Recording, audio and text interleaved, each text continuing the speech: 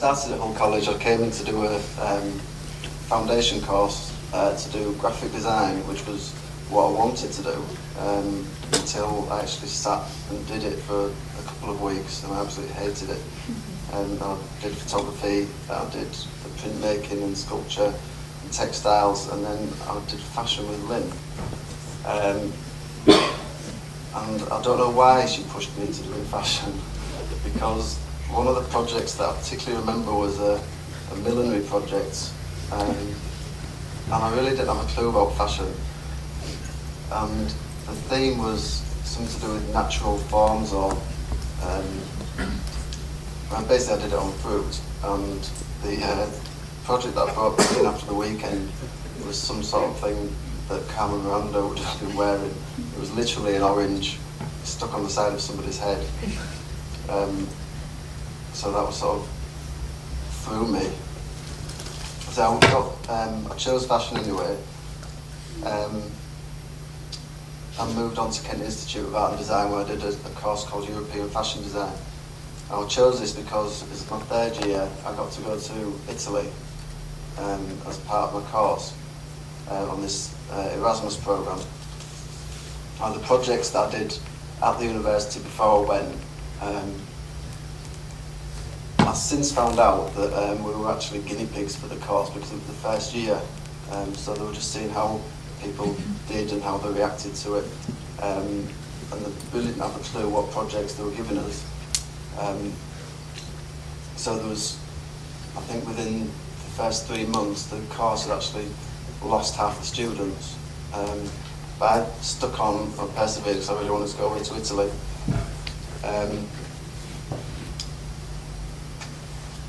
And so I learned Italian, which was sort of difficult because I'd done Spanish and French at GCSE, and then once I started learning Spanish, I forgot the French.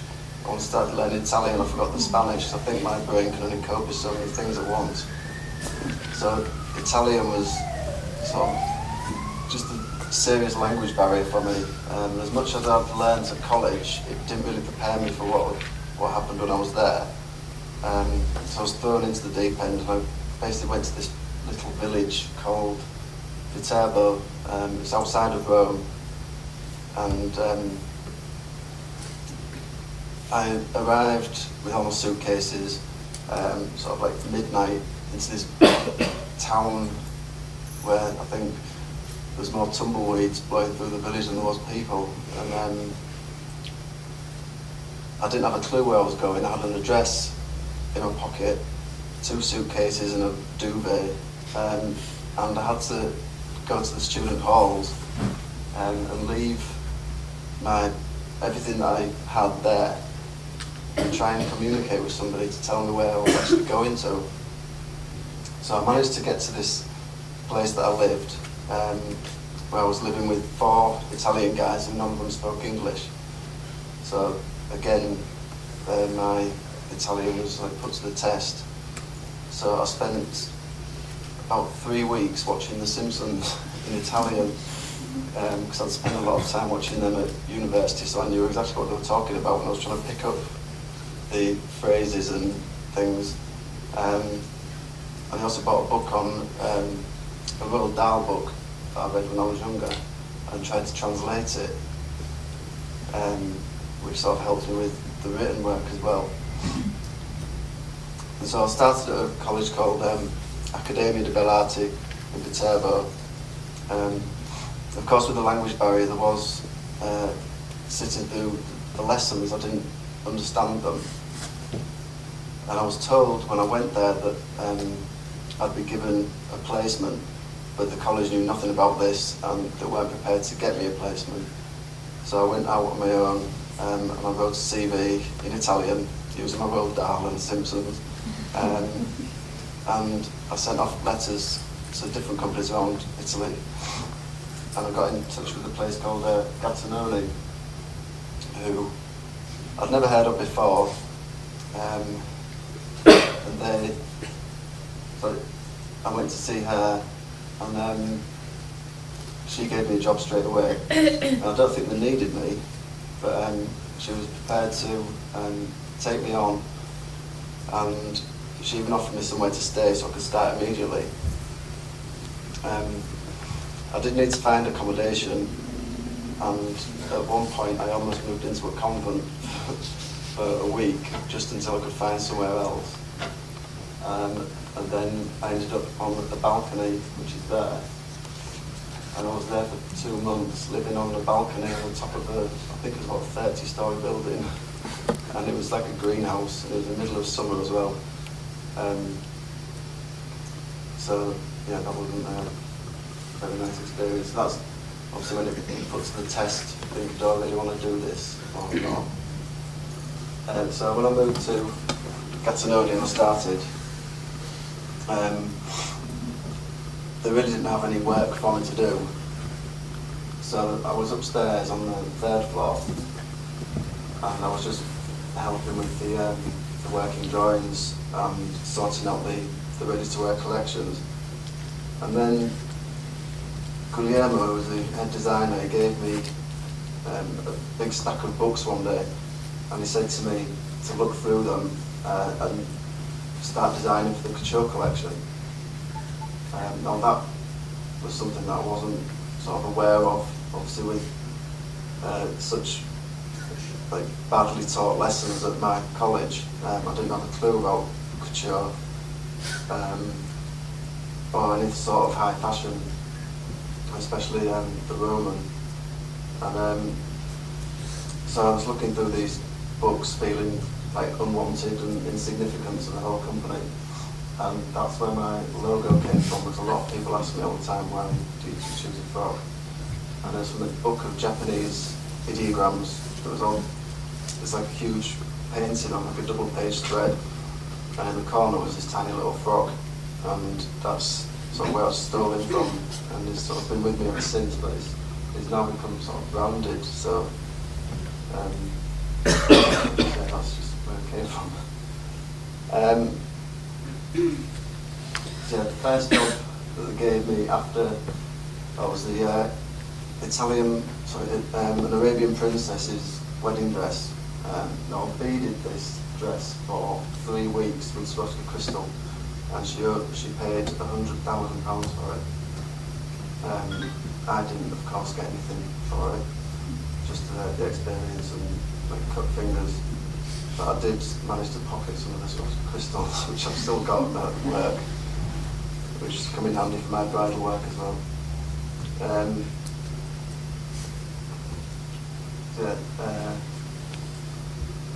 they moved me down to do the beadwork, so this is sort of on the private orders that came in and for the couture fashion shows. The layout of the sort of atelier was, I don't know if anybody's seen the BBC documentary about the House of Chanel. It was a lot like that on different floors. Everyone wore white coats. There's loads of people doing different jobs all at the same time. One room for pattern cutting, different floor completely for the design.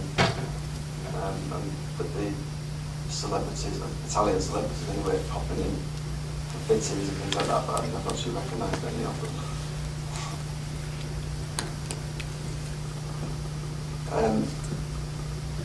So yeah, after working on the couture, sort of looking at things through a different perspective, especially after doing the beadwork for the couture clothes, I tended to look at things in a completely different way, and I think it changed my outlook on fashion completely. And even just shadows and things, I'd look at them and I'd think of design work. So it was like inspiration came from everything possible, really. Even like where a car had crashed, not another one, but nobody lost their head in this one, you know. But this very car crashed into the side of where I lived, and that sort of became like inspiration for my own collection that I did for my degree. And that was as hideous as it looks. That was when I was at a market in Italy, and it had all just finished and everyone had gone home, and that was just left on the floor. Obviously somebody dropped it, broken it, and just left it. And that was actually the basis of my collection, which was it's called Quando la vita finalmente si stanca di vivere, which was when life finally gets tired of living. And it was just about how we were all taking part in destroying ourselves, really, which seems a bit deep, but it sort of opened doors to different inspirations, like barbed wire, and just seeing things in a completely different way. This next one is, I don't know if you can see that on there. Notice some of the designs that I've done in Turbo, which was based on the same thing. I don't know if it's very clear or not.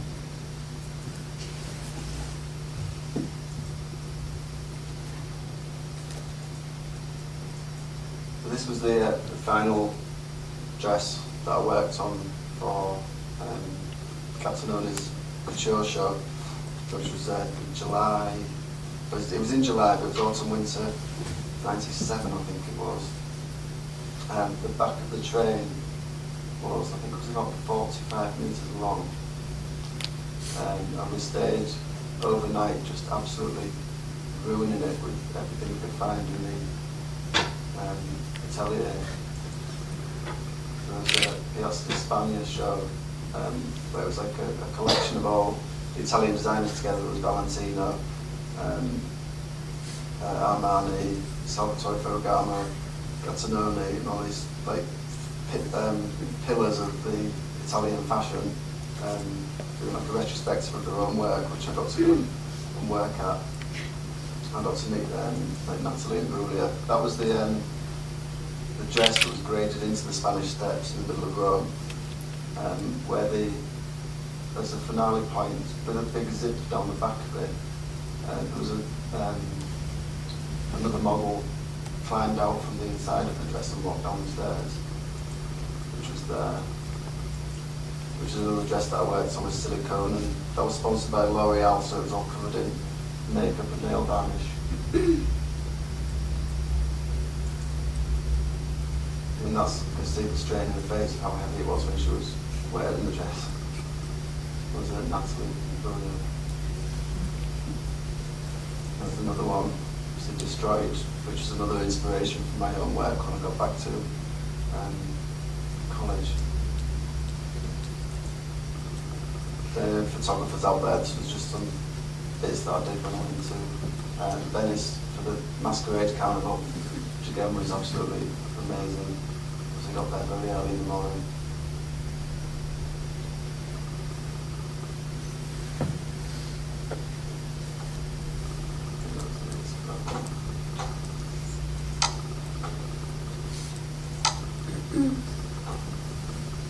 Yeah, when I got back to uni, and I finished my 4th year,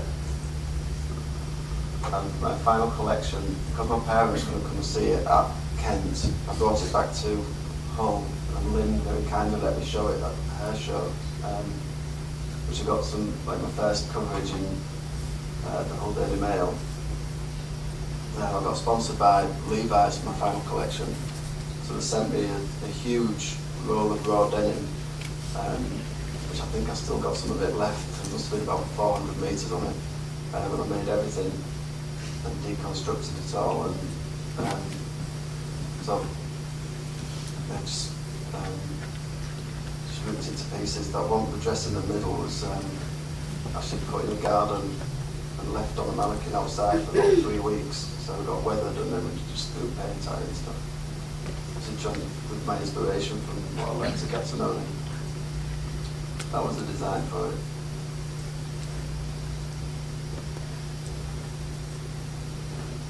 And these are some of my illustrations that I used for the collection.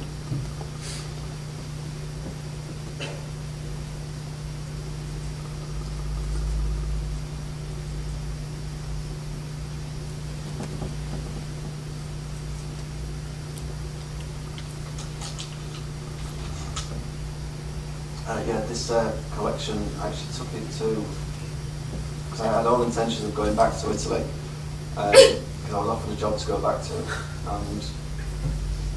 and when I moved back to home, I basically wanted to start making some money to afford to go back there with, so I tried to sell my collection, and I took it to a shop called, I think it was called Bolo, I don't know if it's still there, on Savile Street, and the guy was so rude, and he just said, yeah, it's really nice, but good luck, we're not interested, thank you. So I took it to Julia Aqua, and she immediately just took it straight away, and she sold it, and the people that she sold it to were all of Bolo's female staff, who wore it for an award, I think it was a Draper's Record Awards show, and when they went up to collect the award, somebody said, "Are all these clothes from your shop?" And the guy just was so embarrassed because he turned it all down. So I was sort of laughing to myself when I heard that. I was also working in a restaurant at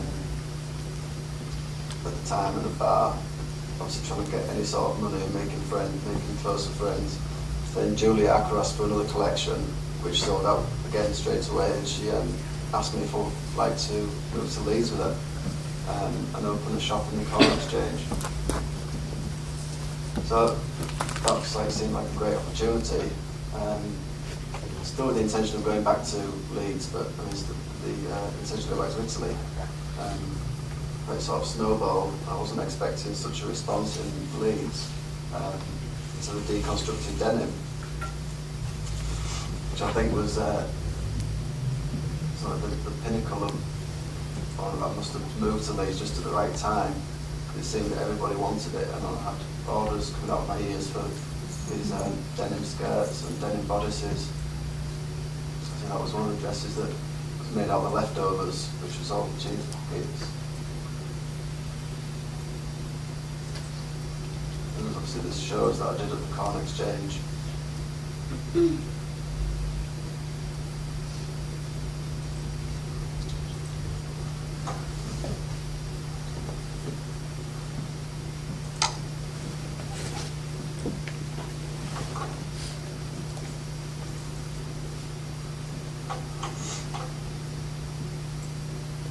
Again,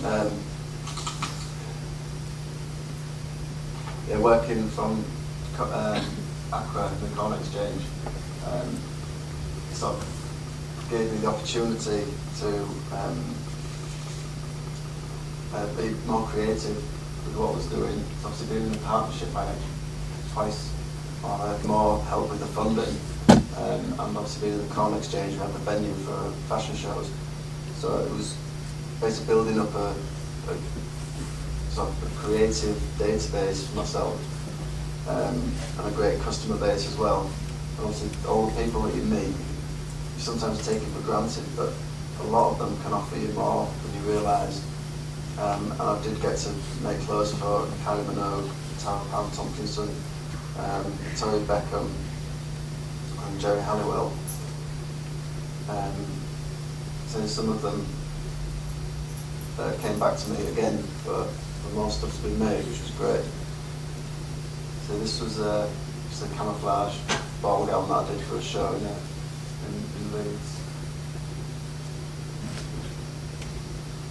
Turned out sort of like that. It was actually made out of the stuff that you cover tanks with in the jungle. I think it was a skirt weighed an absolute ton, and it was highly flammable, but it looks great on the catwalk. So there's a lot of trial and error, a lot of creative pattern cutting. Again, this is like a small upholstery suede dress. It's all laced up down the back. I don't know if you've seen Material Girl that's on BBC 4 at the moment, on BBC 1 at the moment. This was taken down to be shot for that. It was supposed to be used in the opening credits, but they actually cut it in the last edit, which was a bit upset about, but at least it was wanted to be honest. Again, it's creative pattern cutting, just playing about, and sort of each collection that I do, I try and have balance on what I did previously. And this was when I'd moved to the second studio that I had in Navigate Mills. I have 4 now, and I'm finally in one that I really want to stay in, but that's another story. So Navigate Mills was a really expensive studio, and I had all intentions of having a team of people there to do all the manufacturing, but then my agent decided to buy a business and set up on his own. So all the 16 shops that I had sort of just disappeared, and he went off and did his own thing. So I was still trying to make clothes to a budget, and I decided to make a whole collection out of Hessian, muslin and cotton, because they were the cheapest things that I could get my hands on at the time. But because obviously the structure of the fabrics was fantastic, and I think this was probably one of the best moves that I made, because for years people were wanting these pieces just for photo shoots, which has again got my name just a little bit further than it would have done had I not done it. It's one of the meeting creative people, and this was one of my really close friends, the photographer. It was just an afternoon in the studio just playing about. We had a girl on a harness swinging from the ceiling, and a great big heavy bloke at the other end of it holding a wind machine, and that was one of the best pictures that came out of it. And the same one. This is off Absolute Leeds magazine.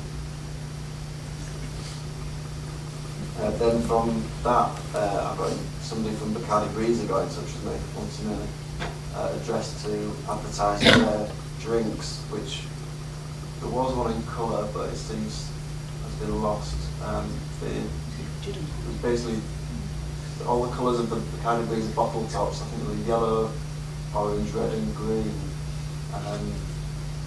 and the dress was graded in colour from the bottom with a red corset with a black back, and it was embroidered completely in bottle tops,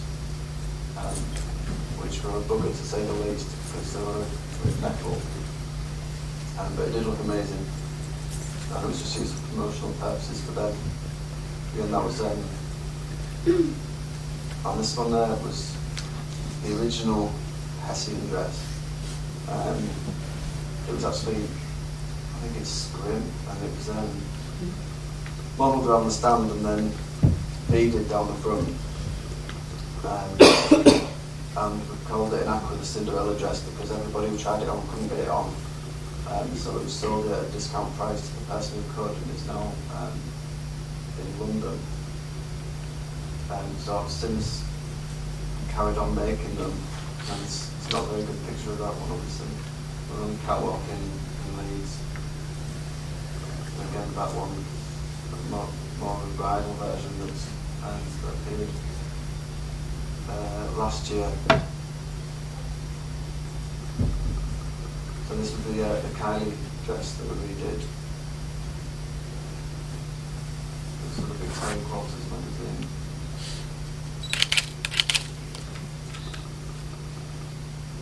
Again, like different collections. I've only chosen a few pieces to show you. This was the Galaxy coat that I'm still making now. I think it went on to ASOS before Christmas, and I'm still getting phone calls from places as far as Denmark and Switzerland for this coat. So we're doing wools with different linings and so it's a leopard print. Again, this is the Hessian wedding dress. I was invited to be a judge at the Yorkshire Brides Design of the Year Awards. And I spoke to Kathy about it, who's actually owned Yorkshire Brides. I showed her my portfolio, and she wanted me to enter the competition rather than be a judge on it. So I designed this dress, which so again I couldn't afford to make a bridal dress just for a competition with not knowing what was going to come from it. So again I decided to use the Hessian and all different weights of canvas. Obviously this was when it was first made. That was the bulk of the back of it, the fan collar, and just fabrics that I bought from the market basically. And I won the award, and there was a few upset people who had also entered it because they'd made their dresses out of embroidered silk and imported lace and like really expensive fabrics. There was a great hoo-ha because I had won with the dress made out of potato sacks, and these I can call them as witches that slagged me off for months afterwards. So I decided to enter the year after again with a completely different dress, just to show that I could do like more than just stir things up. This was called it the Friday Night Project because it took me the Friday night to do it, because it was one that I had to do for a fashion show, and we were one dress short. So this was what I did the night before and finished it about an hour before the fashion show, which was there. And that's all silk this time though. And the skirt part of it was 2 layers of silk. Then there was a bead stick, like the layers were stitched together for every 2 inches with a bead, and then the top layer was slashed. So all the top layers of it were just like sort of autumn leaves.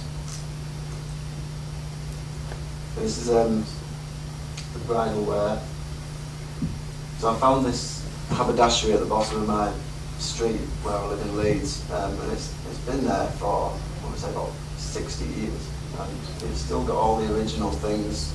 The guy who owned it and opened it and owned it died and left everything in the attic, and they have loads of vintage laces, and it really is like an Aladdin's cave, and I can go in there and spend hours. And I found these butterflies and decided to make them into a wedding dress. And the sort of sculptured bit underneath it was the stuff, I don't know what the name of it is. It's somebody did a cross stitch on this sort of like quite heavy, almost like a plasticky canvas. So that's what that is underneath. Again on a silk dress. That's the design for it.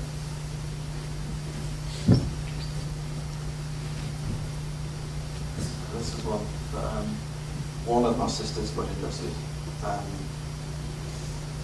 because she has a brother that does a bridal. She chose to have 2. So this was the one that she wore for the morning, which was based on the Marilyn Monroe dress, on the plaited straps. It was quite Grecian style. And one that I called the medieval one, which was the basic dress. The corset didn't look like that underneath. That was all just worked on top with strips of leather.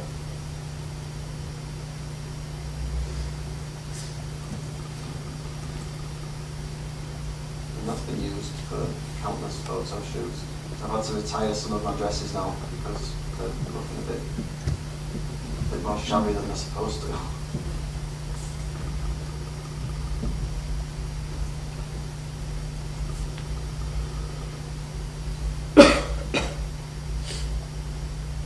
This one was based around a collection that I did for Aqua, which was the Lincoln shirt after I'd been to New York.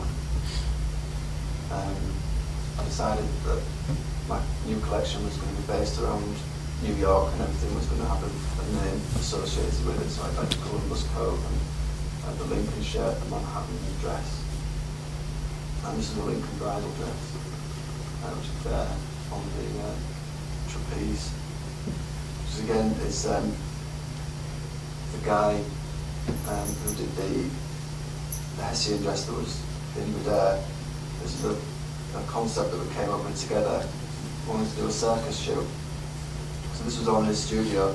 We had a trapeze hanging from the ceiling, we had a unicycle, we had jugglers' batons, we had huge polystyrene balls that we sprayed black and put a brush handle through to make it look like a barbell.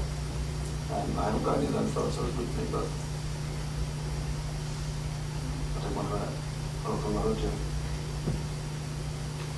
I joined this website called Model Mayhem, and if you have a portfolio, anybody can join it, and you basically meet up with people from all over the country, in fact all over the world, and I've sent my dresses to photo shoots in London and Amsterdam, and they've been included in magazines in like Japan and all over the world. And this is where we got this model from. The makeup artist came from the same website, and the millinery designer came from it, and obviously my photographer's on it as well. And nobody wants being paid for it. Everybody just does it to gain the credits and the prints for their own portfolios. So that's if you're looking for people to help you with photo shoots, that's probably the best place to look. And so it doesn't cost you a penny either. So this was the other dress that won the Yorkshire Brides the second time round. This was 100% silk. It was the weave of it was a lot like Hessian, which sort of attracted me to it. When I entered it, I knew that the witches of Harrogate would have something to say about it as well. That's my new version of that awful hat that I did for Lynn's class, like cabin round the start.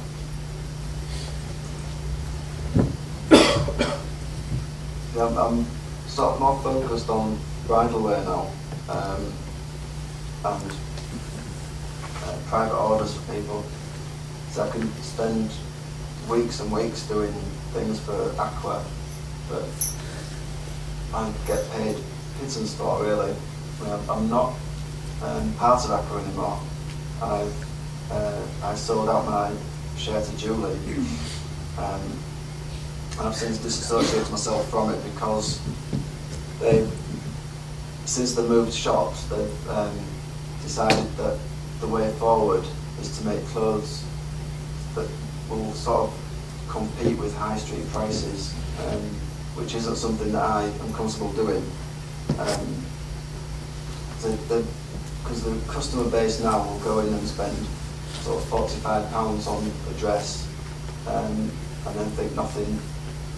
If it gets ruined that weekend, they go back next weekend to buy another one. Whereas before, people spending £140 on a dress, but really appreciating what they had. And I think the customer base has moved so far away from my design style now, and I think it's better for myself just to carry on being true to what I actually believe is good fashion. So this is sort of bridal. This is my sister's second wedding dress.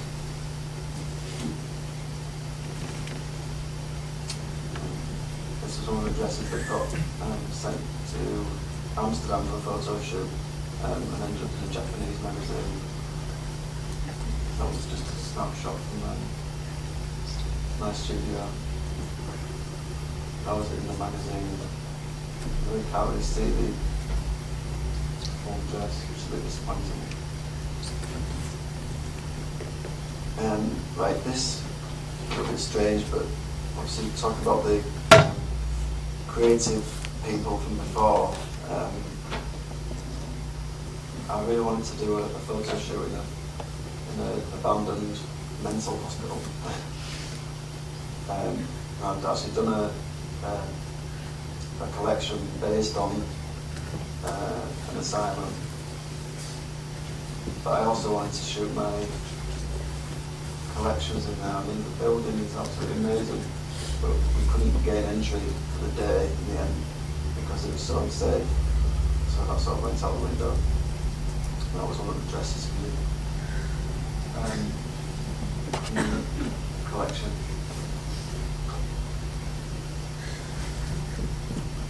Again, this is inspiration, and that's something called Edmonds, and that's some dresses that I do now.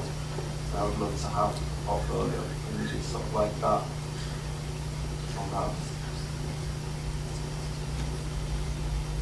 Finding locations is sort of the most interesting part. So,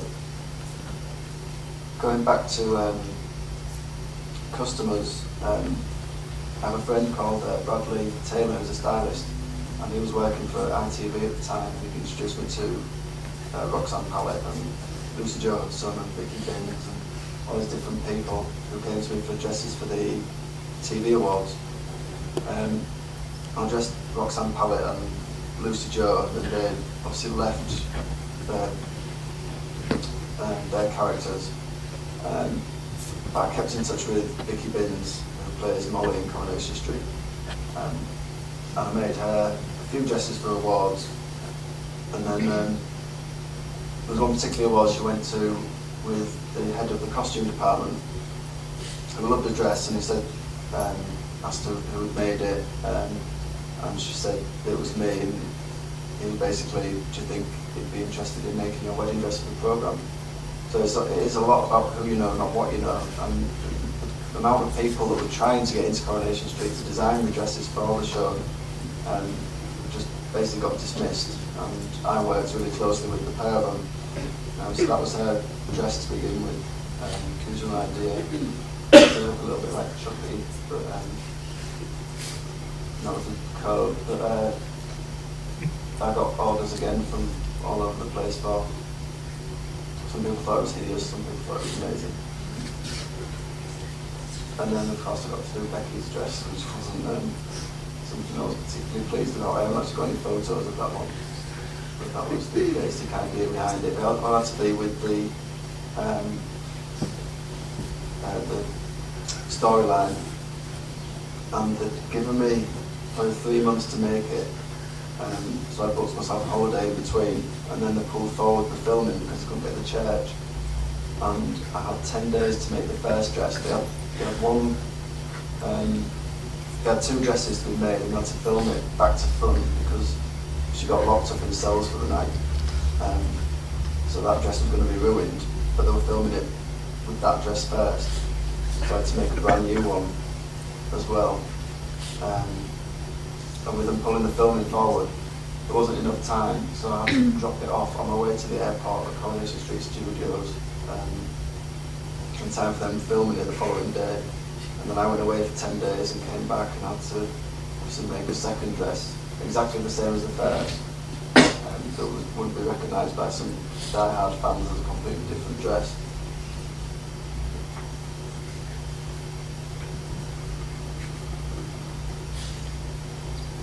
So, yeah, well, that's my studio. This is the fourth studio.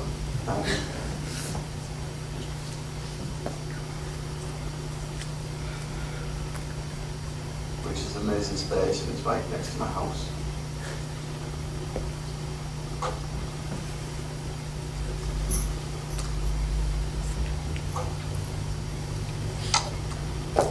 And these are a pre-Christmas collection for ASOS. It was, again, creative pattern cutting or taking as much as I could.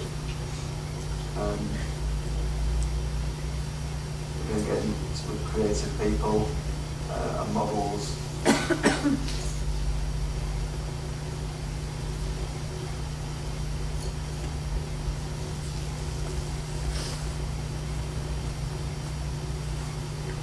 this sort of spurned the collection that I've got now.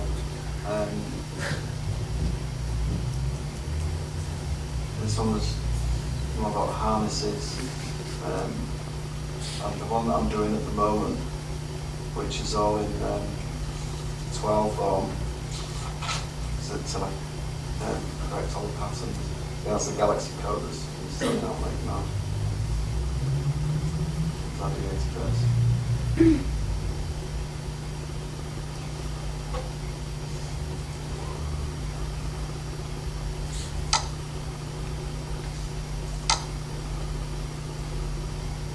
This is the new collection, which is again like I'm trying to advance on my pattern cutting as much as I can.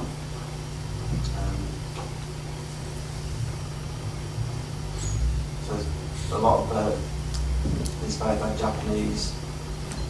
It has been changed this dress now.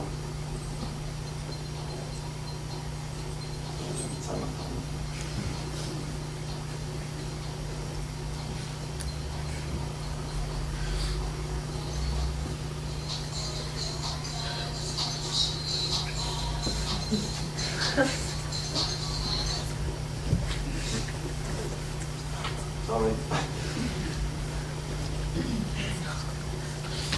It's all about building the collar actually into the coat.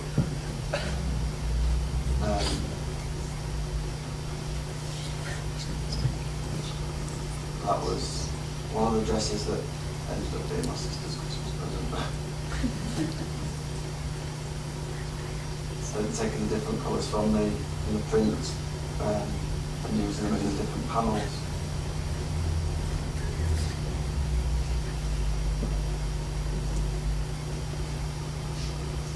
That's the back of that one.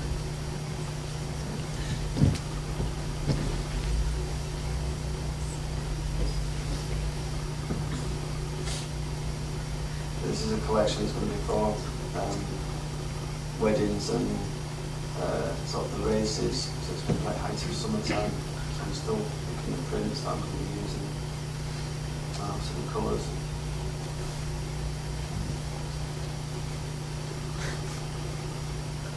I think that's back to the beginning. So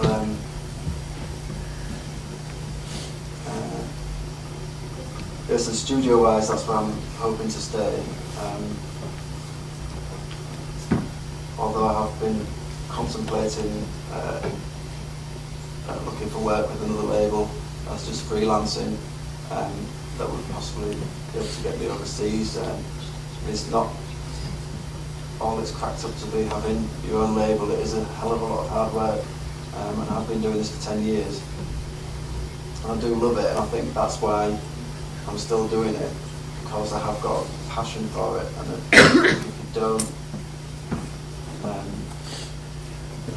eat and sleep and breathe fashion, then I don't think that you will survive in this sort of market. Especially at the moment, all shops tending to order less. Luckily, I've got a contract with ASOS, so they tend to keep me above water. But yeah, I have been looking in at freelancing, possibly with a company that put my friend with Alberta Ferretti and another one with Alexander McQueen. I've been in touch with a stylist in Los Angeles who's a friend of Rihanna's. It's a guy who I met in New York, so hopefully, fingers crossed, something may come of that. Yeah, I do feel like I've got a strong portfolio, so I think I would probably have to leave Leeds to get a decent job anywhere, but freelancing would be fine for me. So yeah, just going to look forward. And a new London agent that I've got for my own label will hopefully be able to get me some new boutiques overseas, which will be a good start as well. And possibly talks with somebody about the James Steward shop one day, I don't know. yeah, I think that's it.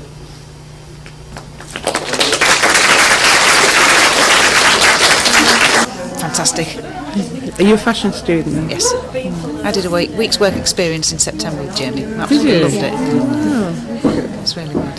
So where are you hoping to work when you... Where? A large company that would look after me. And what sort of fabrics are you interested in? Did you like some of the fabrics? I like some of the fabrics that Jamie uses, yeah. It's got texture. The Hessian? Yes, it's got texture and weight. Yeah, that's really good. Character.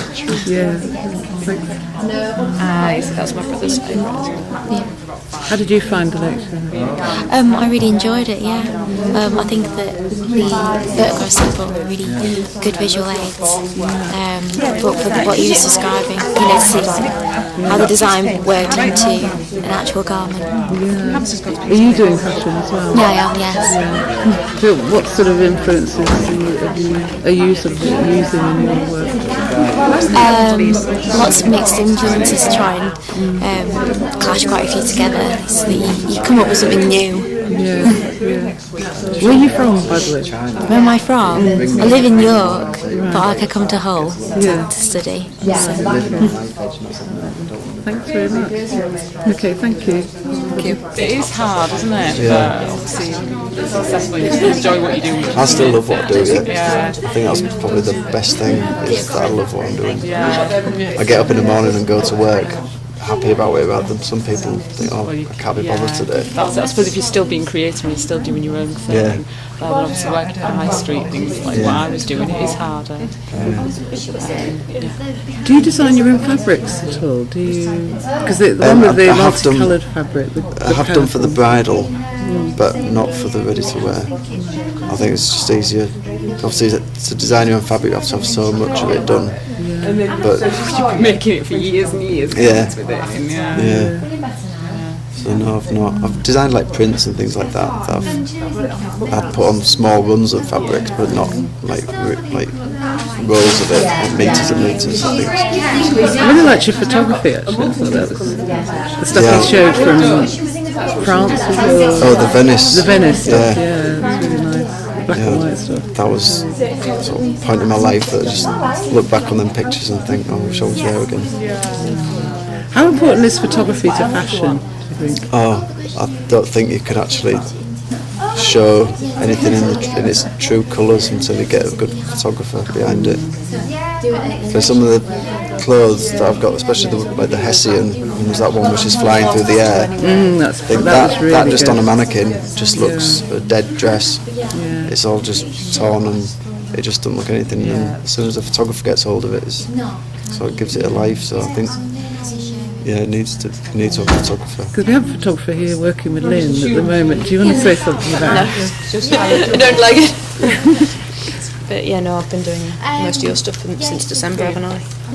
It's been really interesting. I love doing. I'll see you later on. You love doing fashion? I like doing Lynn's stuff because it's all interesting. I just think it's all interesting. It's like loads of your dresses. They're just so interesting and they're different. They're not the stuff you do see every day. And so it's for me. I do a lot of burlesque stuff as well. I've got some shoots coming up with some burlesque performers, and obviously they've got all their outfits and their performance outfits and things like that. And because it's interesting, it's more to play with. Right. Do you know what I mean? Yeah. Whereas, so I did one shoot with a girl that she didn't really know how to model, and she just kind of had very plain, sort of really ordinary stuff. She didn't even bring it to life herself either. Right. I just found it really difficult to work with her. 'Cause it was you need a good model as well. You need something. You need to give me something, and it wasn't.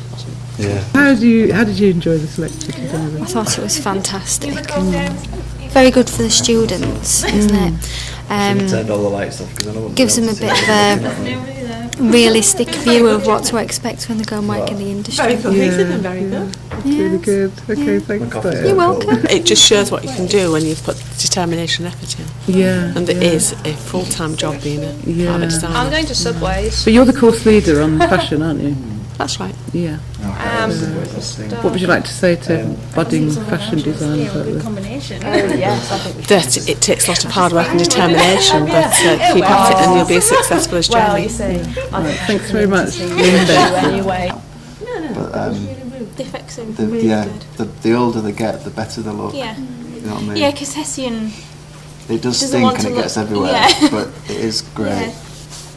Yeah, and Lynn's got some swatches of new ones with different threads and stuff, and look really nice. You could get, I saw some at Bombay stores, it's only cotton, but it's got like ropes running through it and things. Yeah. I used that in some of my other stuff. It's only like 30 inches wide, but if we're taking it to pieces and using it as panels, it looks great. Where do you get your fabrics from, by the way? I get them from everywhere. For stuff that I need lots of, I'll go to manufacturers of fabrics, and if it's just for one-off things, and for my bridal I go to James Hare Silks or Pongees in London, and for other bits I'll go to local markets, and just little shops, and so just whoever has what I want really. I'm wondering if at any point, if you're free, if I could maybe ask for some work experience. Right. Because I know you're really busy and everything, but When do you finish? when do you July this, June the 18th. June 18th? Because I'm more CAD based. I prefer like the computer side, and that's what I want to go into. All right. I'd like a range of experience. So whatever job comes up, I've got experience, so I can go and I can take it, and also I want to experience different things for myself. And Yeah, I mean I don't work on computers. yeah, no, I know that. Yeah. But I can In the making do like side. pan cutting and Yeah. stuff.